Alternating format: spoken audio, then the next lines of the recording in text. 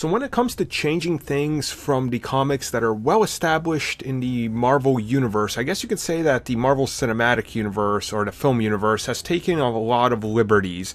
Now, we've talked about very much in the past about how Thanos is sort of a complex character and how recently it was confirmed that they were going to remove his entire backstory from Infinity War, which they ended up shooting, which naturally would concern a lot of people because if he's being positioned as the sort of view the movie through his eyes, missing a giant part of his backstory might concern people, and rightfully so.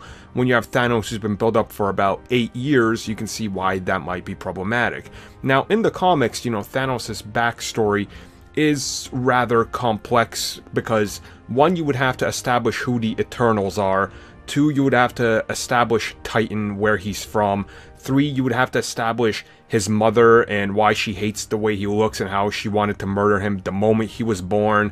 And then, other than that, you would have to go down into that descent of madness that he has, even though he's accepted by his peers, even though he's super intelligent and very well versed in what he's saying.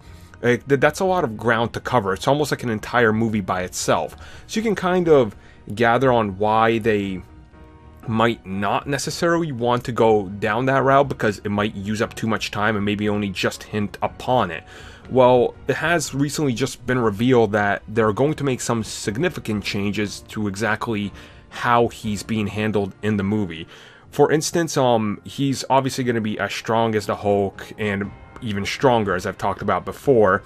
And he's going to have invincible skin, which, once again, this isn't really a surprise considering who he is and how, big and powerful he is, and his quest for the stones has kind of built him into this relentless monster and beast. But what they've changed is essentially that he still will be from Titan, which that works, you don't really have to explain much about the planet, just the basics of it. But it's essentially going to have the Krypton treatment, where he saw a cataclysm coming for the planet and he kind of wanted to take care of it.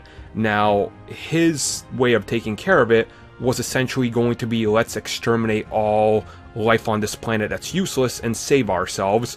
They saw that as wrong, and then they brand him the heretic, the Mad Titan, which, once again, it's a somewhat of a big departure from the comic book version, but in the context of what they're going for, I can see why the change would be made and why the people and the Titans would reject his ideas. So of course, we're gonna know that he kind of just backs away, the planet falls, and then he sees this as a way, well, if they didn't listen to me and I can collect all the stones, I can reshape the universe in my image, prevent this from happening to my planet and every other planet, because they'll have to listen to me. So, it kind of gives him a noble cause, which in the comics that took a while to get to, and you can kind of sympathize with him in that regard. So it eliminates the whole need for using the character of death, which, once again, that would be a whole complex sub-story you would need in its own movie. So I know it's going to bug a lot of people, but I think I like this a little bit more, because the moment you start getting into all that other complex character development that he's had in the comics, you're taking too much time away from the heroes. And once again, he's the villain with a somewhat virtuous, you could say, reasoning in his own mind. So if you can at least convey that, sort of like some of the other MCU villains like Loki, you can see where they're coming from, even if you necessarily don't agree with them, which I think would only make him stronger. So I like the changes to some degree, but it's going to have to really wait and depend on how they pull them off, because it could just come out and he could fall flat on his face and none of that conveys, and then you're just kind of left scratching your head wondering why did they make these dumb changes.